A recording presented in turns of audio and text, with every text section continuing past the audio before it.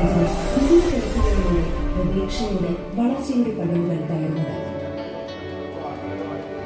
Children's village ഒരുക്കിയിട്ടുള്ളത് 7 വയസ്സിൽ പ്രവേശനം നേടുന്ന ഭിന്നശേഷിക്കാരനെ 14 വയസ്സിൽ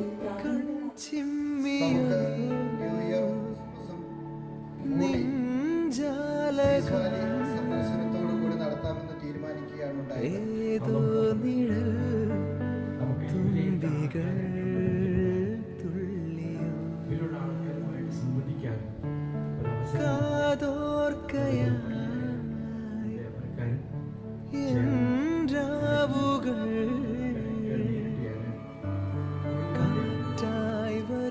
വളരെ സന്തോഷം യാത്രയാണ്.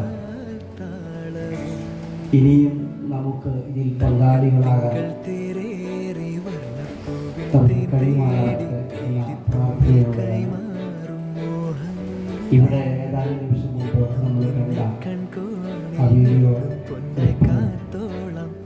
അതുപോലെ പറഞ്ഞു കേട്ട കാര്യങ്ങളൊക്കെ വിലയിരുത്തുമ്പോൾ നമുക്ക് മനസ്സിലാക്കാൻ കഴിയുന്നത് മറ്റു കാര്യങ്ങളിലേക്കൊന്നും നമുക്ക് കടക്കാൻ മാനസികമായി നമ്മൾ ചിലപ്പോൾ തയ്യാറായത് വേണം. ഒരു പാട്ട് പോലും പാടാൻ ചിലപ്പോൾ മാനസികമായി നമുക്ക് തോന്നും എന്നെനിക്ക് തോന്നുന്നു. കാര്യം ഞാനിവിടെ വന്നപ്പോൾ പറഞ്ഞു ഒരു പാട്ട് പാടി തുടങ്ങി.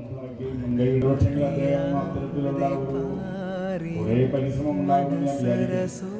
അതിനുശേഷം നമ്മൾ അന്നത്തെ ആദ്യത്തെ യോഗത്തിൽ തന്നെ ഒരു മാധ്യമങ്ങൾ അവിടെ വന്നിട്ട് പറഞ്ഞു 20 വർഷമായോ ഞങ്ങൾ പഠനമൊക്കെ കഴിഞ്ഞ് പോയിട്ട്. അതിനുശേഷം ഞങ്ങൾക്കൊന്നും വിളിച്ചുകൂട്ടാൻ കഴിഞ്ഞില്ല. 20 വർഷമൊക്കെ കഴിഞ്ഞു. ഇത്രയും വർഷങ്ങളായാലും നമ്മളെയൊക്കെ ഓരോ സ്ഥലത്തുനിന്ന് തപ്പിയെടുത്ത് യോജിപ്പിച്ച് ചെയ്ത ത്യാഗത്തിനും മനോഭാവത്തിനും വളരെയധികം നമ്മൾ ഓരോ പീസ്വാലി എന്നുള്ള ഒരു കൊച്ചു വാക്യം അന്വർത്ഥമാക്കുന്ന രീതിയിലുള്ള ഒരു അന്തരീക്ഷം എനിക്കിവിടെ ഫീൽ ചെയ്തു. ഒരു സമാധാനം വന്ന് എനിക്കൊരു സമാധാനം കിട്ടിപ്പോലെ. കാരണം ടെൻഷൻ അടിച്ചാൽ ഞാൻ വന്നത് അവിടെ വന്നപ്പോൾ പറഞ്ഞ ഏറ്റവും മുകളിലാണ്. ഞാൻ അവിടെ താഴെ നിന്ന് മുകളിലേക്ക് പറയുന്നുണ്ട്.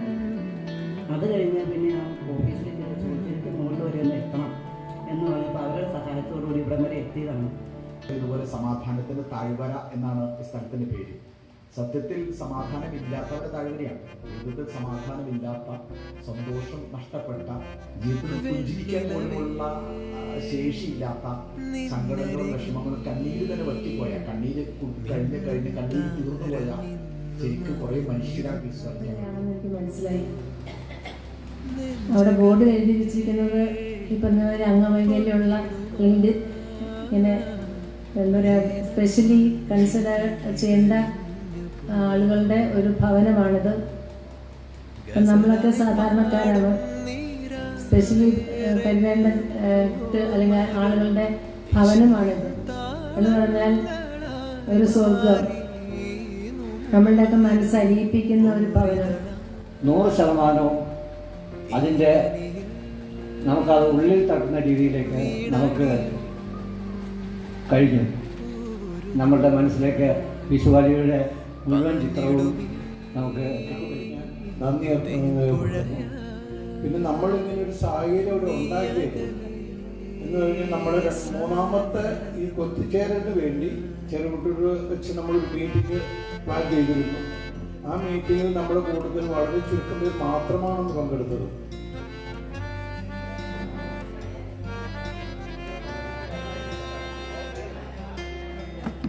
असर मुल्ल गंधमोड़े मोहब्बत चले